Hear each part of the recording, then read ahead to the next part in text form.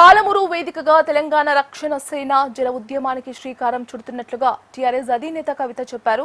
షాద్నగర్లోని లక్ష్మీదేవిపల్లిలో తెలంగాణ రక్షణ సేన ఆవిర్భావం తర్వాత తొలిసారిగా పాలమూరు రంగారెడ్డి ప్రాజెక్టు సాధన సభ పేరుతో ఏర్పాటు చేసిన సభలో కవిత ప్రసంగించారు. బీఆర్ఎస్ 10 ఏళ్ల పాలనలో కేసీఆర్ తెలంగాణ ప్రజలు సాగునీటిపై పెట్టుకున్న ఆశలు, ఆకాంక్షలు నెరవేర్చలేదన్నారు. మహబూబ్ నగర్, రంగారెడ్డి జిల్లాలకు తీరని అన్యాయం జరిగిందన్నారు. ఇప్పుడున్న కాంగ్రెస్ సర్కార్ అసలే పట్టించుకోవడం లేదన్నారు. సీఎం రేవంత్ రెడ్డిని ప్రజలు నమ్మే పరిస్థితి లేదన్నారు. ప్రధాని మోదీ తెలంగాణ పర్యటనలో పాలమూరు రంగారెడ్డి ప్రాజెక్టుకు జాతీయ హోదా ప్రకటించాలని కవిత డిమాండ్ చేశారు. తెలంగాణ వ్యాప్తంగా సాగునీటి కోసం టీఆర్ఎస్ ఆధ్వర్యంలో పాదయాత్ర చేస్తామని కవిత ప్రకటించారు. పార్టీ ఏర్పాటు కాకముందే చెప్పిన నేను జోగులాంబ అమ్మవారి భక్తురాలిని. ఖచ్చితంగా పార్టీ ఏర్పాటు అయినాక మొదటి మీటింగు పాలమూరుల మహబూబ్నగర్లో పెట్టుకుంటామని చెప్పినాం.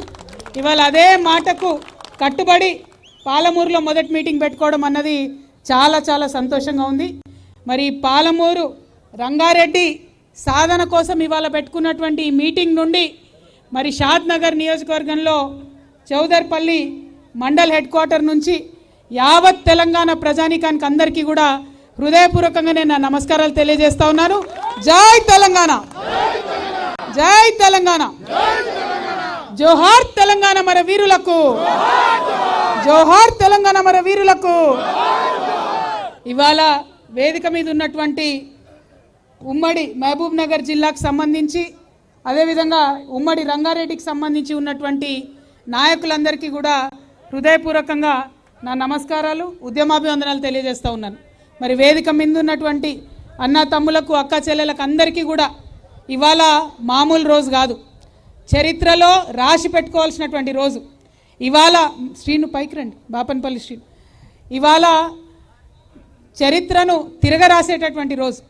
ఎందుకంటే తెలంగాణ చరిత్రలో ఎప్పుడు ఎవరు పిడికిలెత్తి ముందుకొచ్చినా కూడా ప్రజలు ఆదరించిండ్రు, వారి పోరాటానికి మద్దతు పలికిండ్రు. ఆ తర్వాత ఆ పోరాటాల ఫలితంగా చరిత్ర మారుకుంటూ వచ్చినటువంటి సందర్భాన్ని తెలంగాణలో చూసినాం.